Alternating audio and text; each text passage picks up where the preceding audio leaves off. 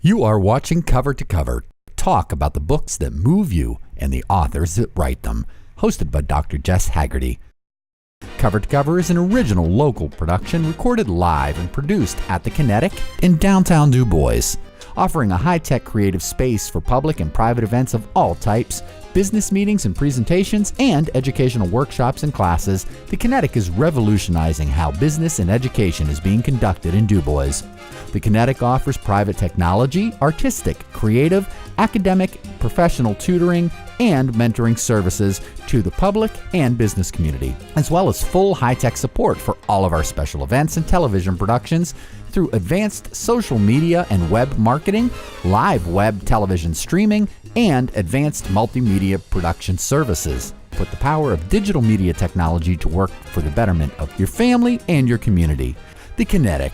Minds in Motion, 32 South Brady Street, directly across from the DuBois Public Library. Learn more and watch our live TV webcasts at thekinetic.org. This episode of Cover to Cover was made possible by the underwriting support of our friends at Rosie's Bookshop, the only independently owned bookstore in the DuBois area.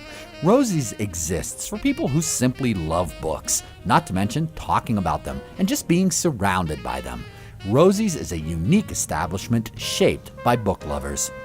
Rosie's main focus is offering credit for their customers' gently used books, helping to reduce the cost of bookstore purchases.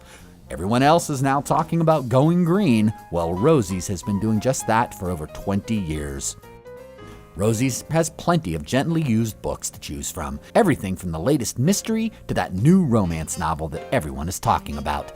So when books and saving pennies are on your mind, jump in your car and visit Rosie's Bookshop in DuBois, located on Midway Drive next to Dan's Pro Shop.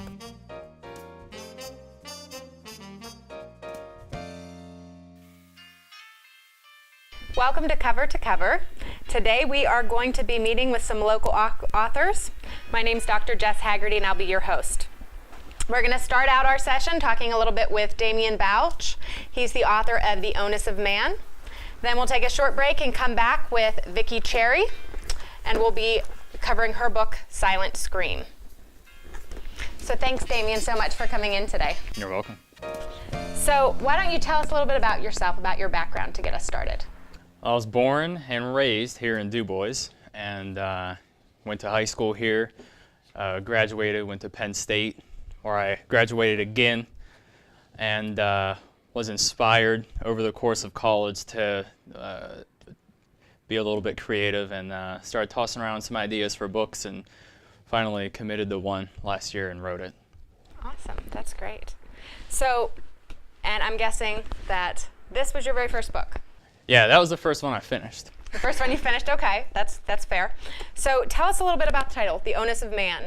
The Onus of Man, a different rephrasing of the perennial question, what's the meaning of life, or what's our duty towards one another. You know, onus being sort of an existential spin on the concept of an obligation, where you have an obligation is to pay for car insurance.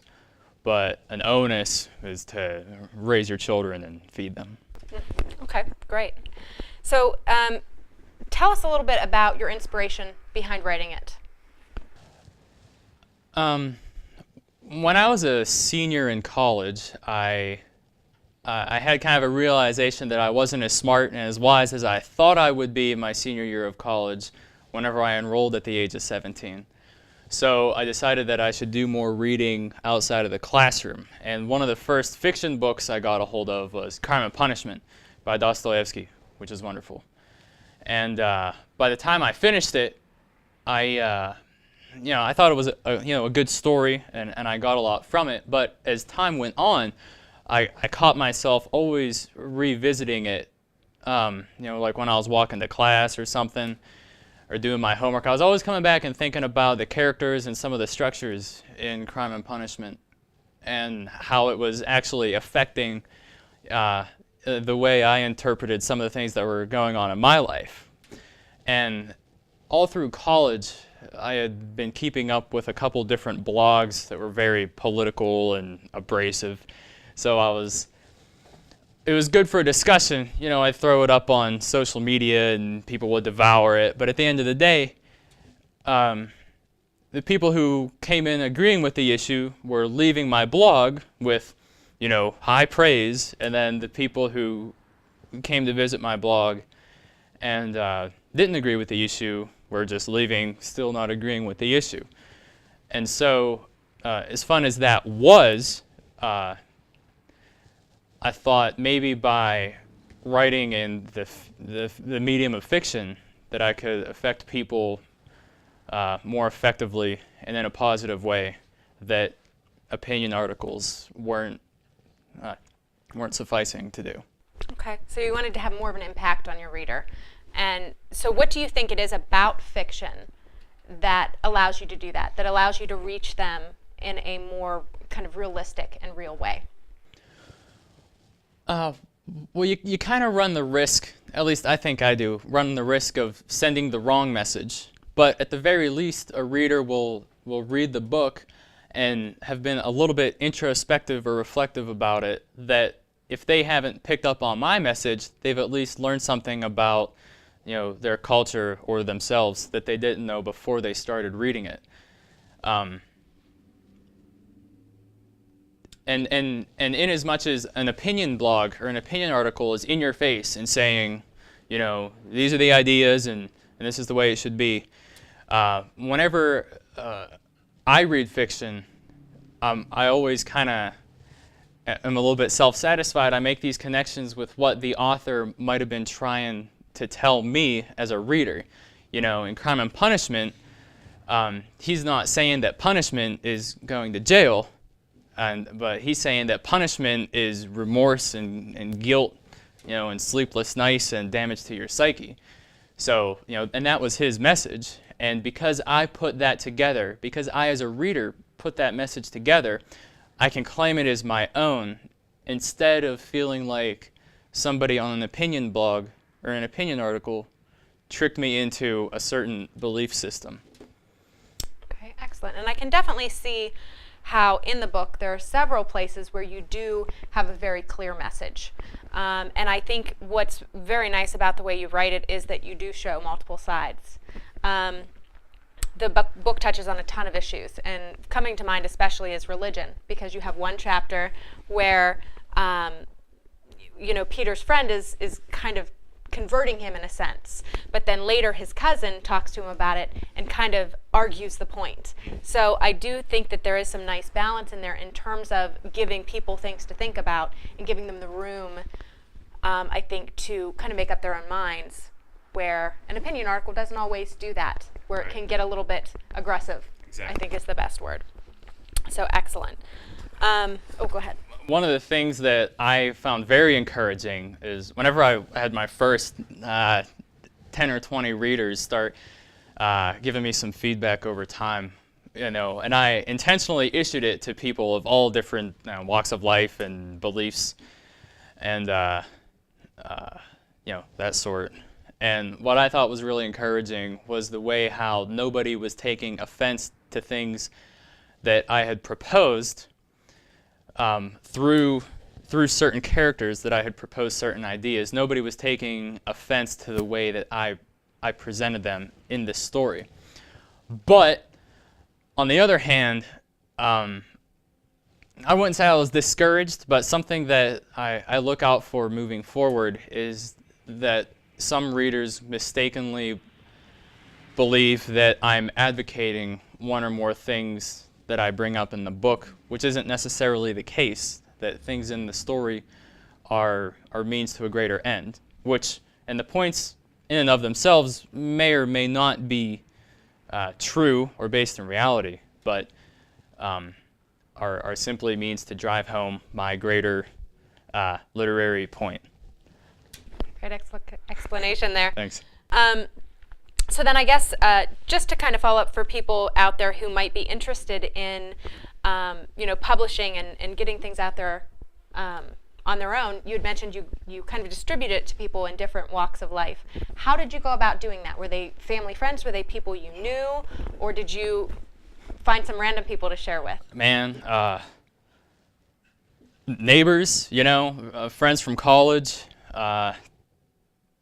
friends from childhood, anybody who would give me the time of day before I had published it. Anybody who'd give me the time of day to hand them a stack of computer paper like that and say, read this, please. But I didn't really have a procedure, just kind of, trying to get it out there. Well, and the nice thing about fiction that you don't necessarily have the room to do in nonfiction, because I know we're going to be talking a little bit about nonfiction later in the show, is that you have the ability to take that feedback and make adjustments. Did you find a lot of that happening during your revision process when people who had read your early manuscript gave you feedback? Were there a lot of changes that you felt the need to make, or was it the kind of feedback that you could kind of understand but kind of stood by your original draft? Content suggestions, I really stayed true to my original design, but as far as like grammatical stuff, what I really wanted was, hey, I have an idea here and I want to explain something about the characters, and it was if this paragraph doesn't make sense, I wanted to know about it. So stuff like that, I was really, really sensitive about making sure that, because I can be, you're typing there and you're just kind of in the zone and stuff comes out like vomit sometimes, and you just have to like clean it up. Definitely part of the writing process. As a writing teacher, I can attest to that. So I don't want to give away too much from the book, but there was one scene that I thought was just very, very moving. It really caught me. And that was when Peter is at the ravine and he has the box full of documents. I won't say what all the documents are. And he throws them into the ravine.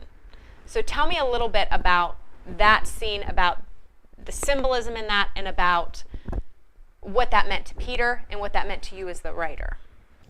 Yeah. The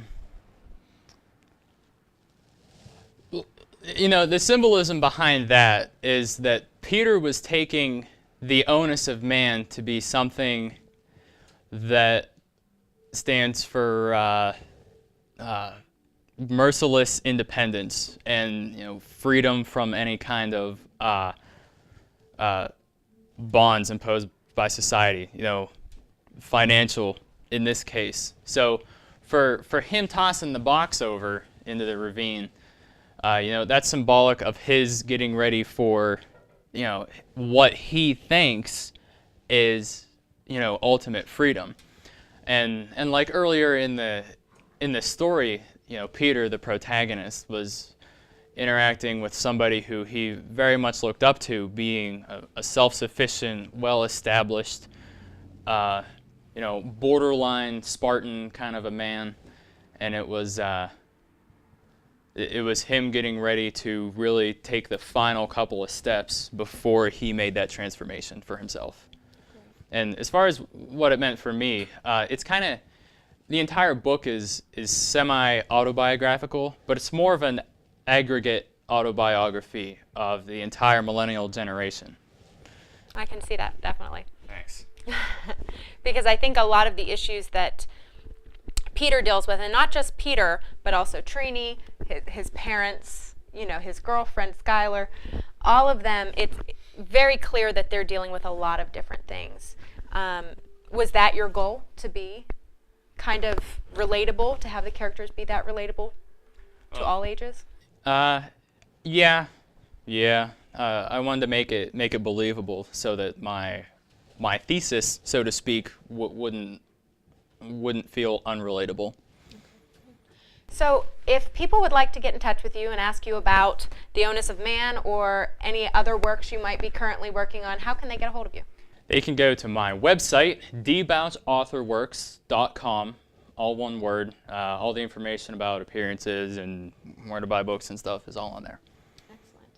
And is there anything else coming up in the future horizon for you? Do you have another book coming? I have one almost finished with the manuscript. Hope to have a couple copies printed by Christmas to get some early feedback about that. And then 7 more in concept. That's just jotting down notes and stuff. Excellent. Well, then I guess we'll close. We're getting the sign here that we need to wrap up. We'll be back in a couple minutes with Vicki Cherry, but if you would like to read Damian's book, The Onus of Man, you can find it at Rosie's Bookshop right here in DuBois at 323 Midway Drive. We'd also like to thank Rosie's Bookshop for underwriting this show, and we will be right back.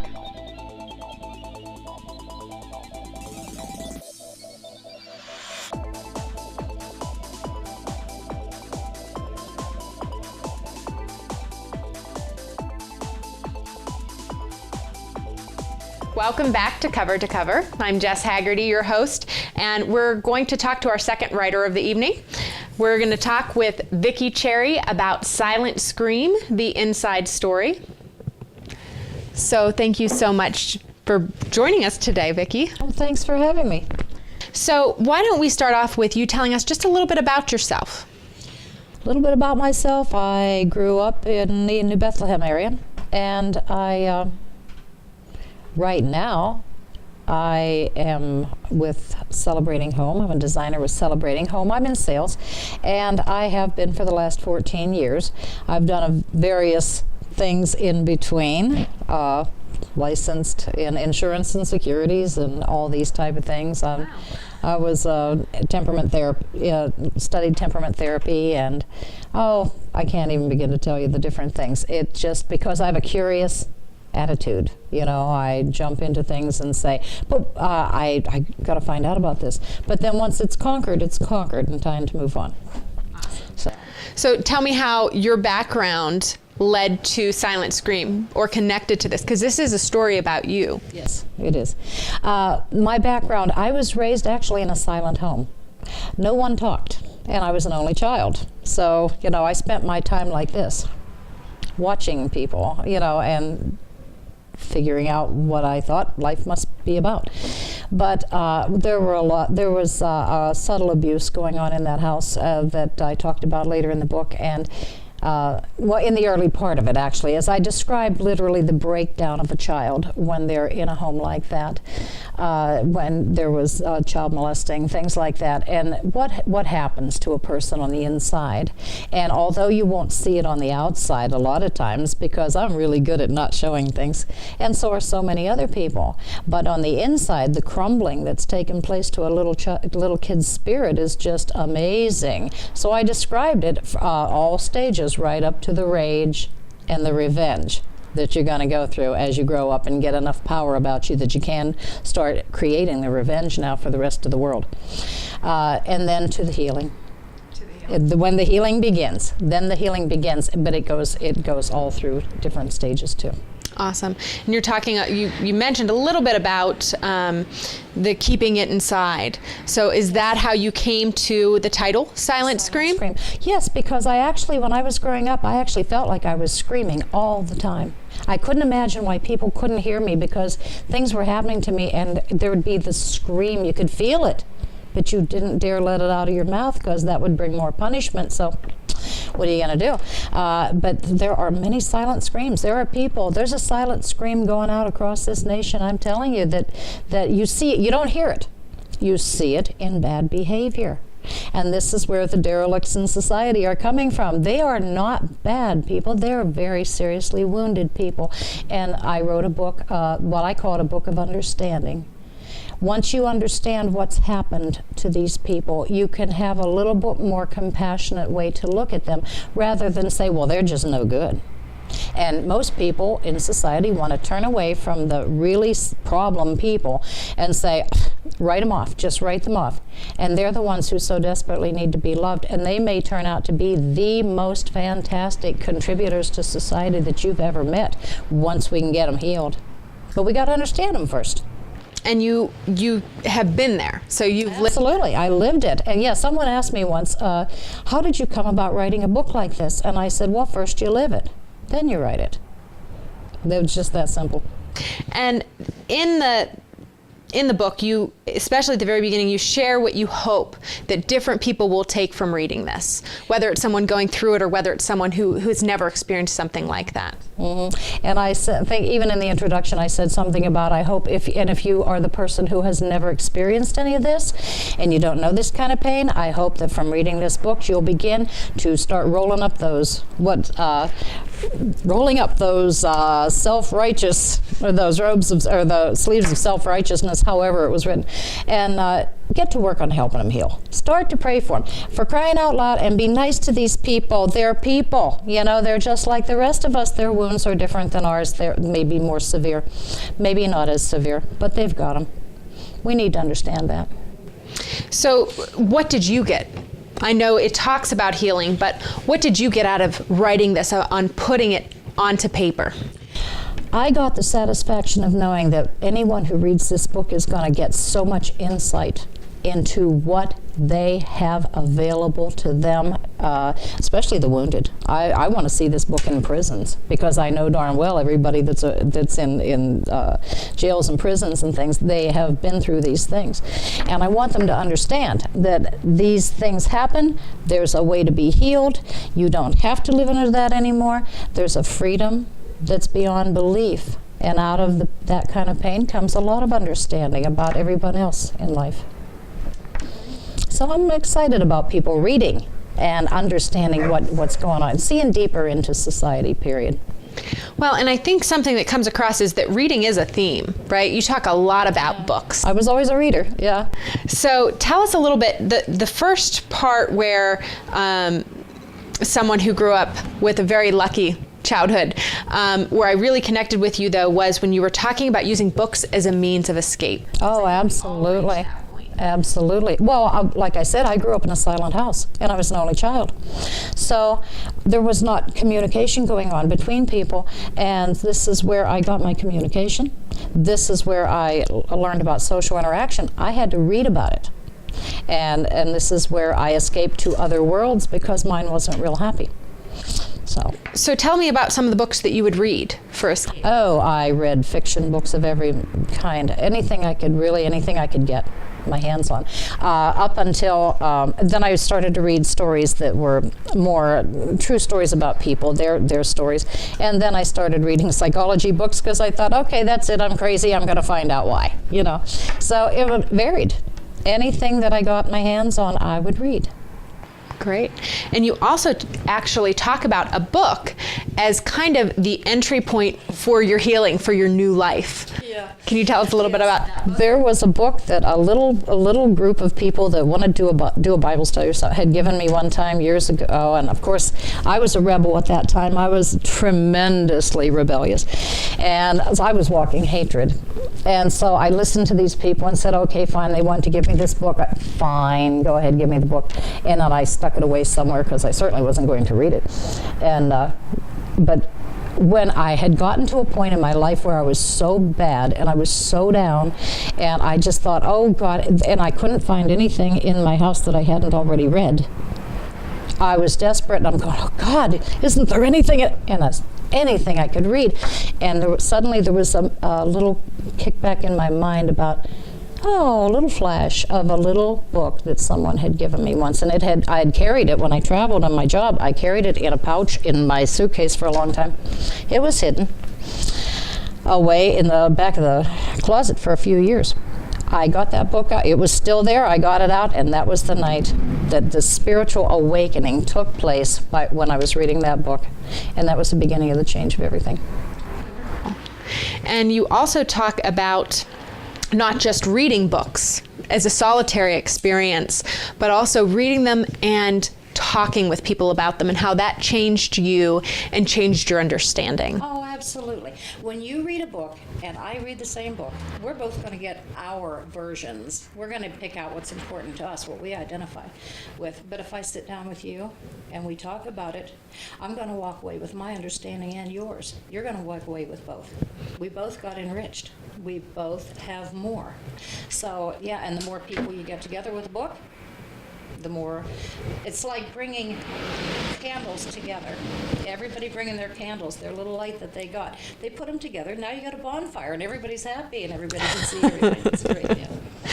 So how would you recommend to our viewers, to your readers, to find someone? How can they find someone to read with, to study with, to talk about these ideas with? The best way that's worked for me is I just simply ask God, I need someone to read with. I really do. And you know what? Next thing you know, somebody's knocking on a door making mention of the fact in conversation that I'd like to read, but I kind of wish I had someone to read with. Funny you said that. Excellent. So I wanted to talk a little bit more about how you wrote the book itself. For instance, this is obviously a chronological story. It follows the It did fall into place that way, didn't it? So once you were writing, did you write it all in this order? Did you have to go back and write different segments at different times? Nope. I sat down and said, okay, what would I'm going to write this book about? And thoughts would come to mind, a memory. I'd write a one-liner for the memory. Another memory. Yeah, that happened. Another memory, another memory. And they were all scattered. But I wrote the one-liners, and then I'd sit down, look at one, and go, okay. And then I would project back into it, walk through the situation, the experience again, write it as I was walking through it, and set it aside. In the end, I put them all together in as much chronological order as I could figure, you know. So you've done, this isn't a complete story. Oh, no, I haven't died yet. Yes. I'm still learning. So this already, though, has been quite a journey. Tell us where you go next. What are you working on now?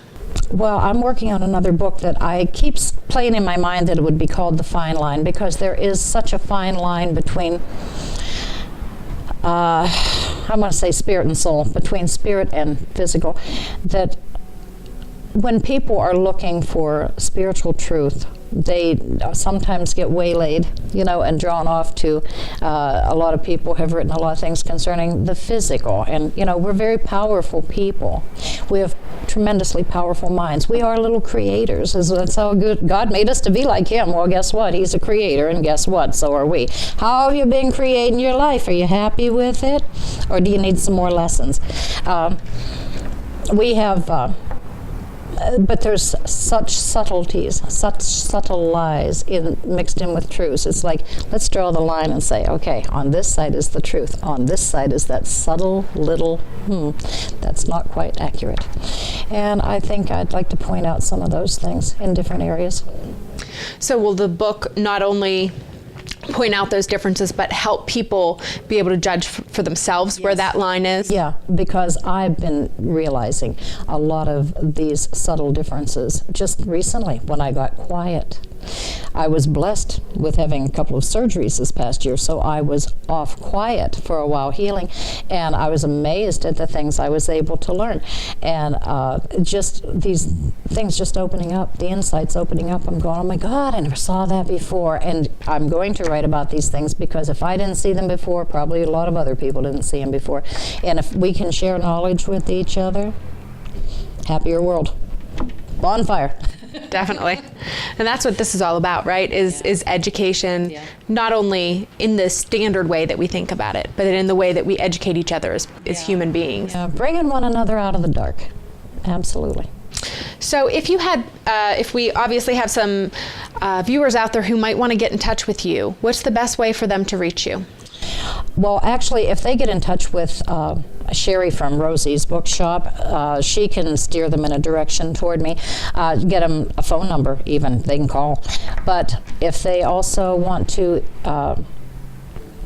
get on my Facebook page and check it out, it's Vicki Cherry.